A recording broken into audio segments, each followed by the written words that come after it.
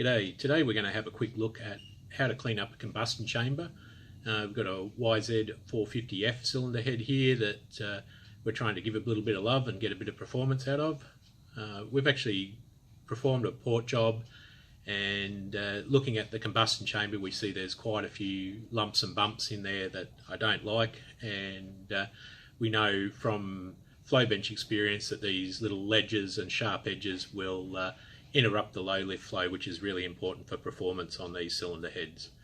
So we're going to show you a few little things that we do to make it easier, and basically show you what we do to clean it up.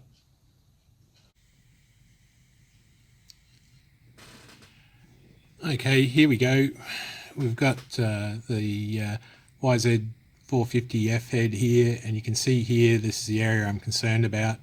There's quite a lip here, and it's quite sharp. Anytime you have a really sharp lip like that, it's going to affect the airflow. You can see the 45-degree cut on the valve seat job there. That's the air is going to be coming off that. It wants to go out. Obviously it's not good to have sharp edges like this there. So we've got to try and do something about it. I know from doing flow testing that it really does help low lift numbers if you clear that area out and remove the obstructions and the sharp edges.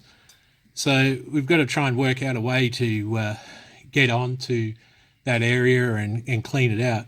But one of the things that always happens if you don't do something about it, when you're trying to move this material, eventually you're going to touch that valve seat. When you touch the valve seat, obviously you've got to recut the seat. You might damage it, and if you do a hand-fisted job with a cutting tool like this, well, you might have to replace the seat and spend some money. We've tried to work out ways over the years to make it easier for me to do it. What I actually do is I get some used valves that'll fit the bike, and you can see here the valve. We've got YZ450F keep for polishing. You can see on the edge of the valve that it's actually been ground so that the edge is quite sharp. So it's down to the 45-degree area, and if I pop that into the hole here, it drops down and it'll let me clean it up but not touch the very valuable and easily damaged valve area or valve sealing area. The same here with the intake valve. Got it there. I've got a full set here, which I just keep in a drawer and pull them out when I get a need for it. There's actually quite a few of the bikes that run the same size valve, so you can use this on a few different bikes. 250 valves are the same on a lot of the bikes too, so you don't need hundreds of sets of these or anything to get it done. And we can get in there now and clean it out and then polish it up and finish it off with some sandpaper.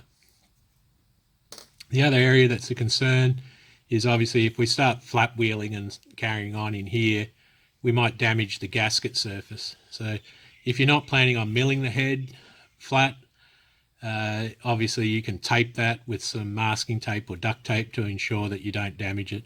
This head we're going to take a slight cut off it to increase the compression and to make sure it's flat, get rid of these little lines here that the head gasket has left on the surface. So anyway, we'll get in and do a little bit of machining.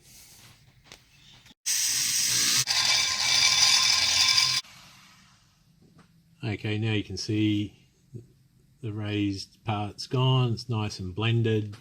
I've actually finished this off with a little bit of wet and dry, just wrapped around a little cartridge roll just to polish it up a little bit. No obstructions, no sharp edges, and this should work a lot better.